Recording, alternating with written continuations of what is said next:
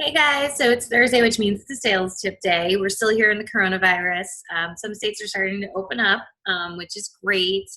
And some of us are still kind of a little behind the curve here on Rhode Island. We're just getting into phase one, which doesn't really mean much, but apparently we might be able to dine outside in very specific settings in a few weeks. And, my husband's still itching for a haircut. That's all I have to say.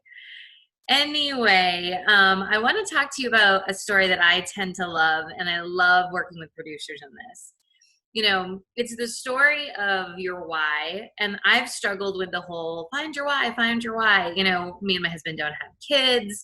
We have a pretty great lifestyle. My why tends to be more based on personality of like achievement and drive and hitting my maximum potential, which has some consequences along the way.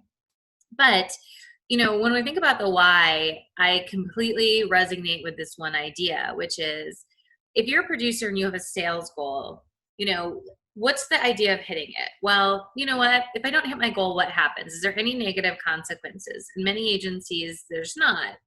When I get it, well, what do I get? Is the juice worth the squeeze? Is it worth the return? And sometimes it is, and sometimes it's not. But if I take the goal off the table and I said to you, hey, imagine that your child needs a life-saving medicine and it costs X. And you can get there because you're a salesperson, but you need to sell Y in 90 days. Would you do it? And unequivocally, people, oh, absolutely. I'm like, okay, well, what would you do differently? Well, I'd be prospecting. I'd be making cold calls. I'd be working till 9 o'clock at night. I'd be really putting in this extra work to get to this extraordinary goal. And I say, okay, so take away the idea that your child doesn't need medicine. Say that you want to hit this income level. What would you do differently? Well, I wouldn't do those same activities as much. I'm comfortable. I like my lifestyle. I like being home at 5. And I think that the resonating point here is that when your back's up against the wall, which it has been with the coronavirus, you think differently, you achieve differently, you set your course differently. So when you have to think about hitting your life goals, and this is something I think as adults we don't do as well as we should, kind of put up with like that 10 pounds, no, whatever, or, oh, well, I'm comfortable, I've got this, but I'd love to live at the ocean. And we end up being all these things that we maybe really want, but we don't actually get to. Or our lives become so much about other things like our kids, our home, or this, that it just kind of feels like we're constantly swimming. So what I want you to do is think about differently when you're setting up your mindset of what do you truly want to achieve? And I think that this is a hard question because all that stuff starts filtering in like, well, I can't work late, or I don't have any leads right now. All the doubt, the fear, the uncertainty comes in. And I want you to kind of take those and keep popping them out and say, okay, well, I'm not saying tomorrow. I'm saying, what do I truly want to achieve? We're coming to the halfway point of the year. And to me, like July 1st is like, this is behind us. It is all systems go. We have to come back stronger and different. And so you have to get very clear and very sharp. Where do you want to be at the end of this year? Because the things that you're going to do are going to matter to that.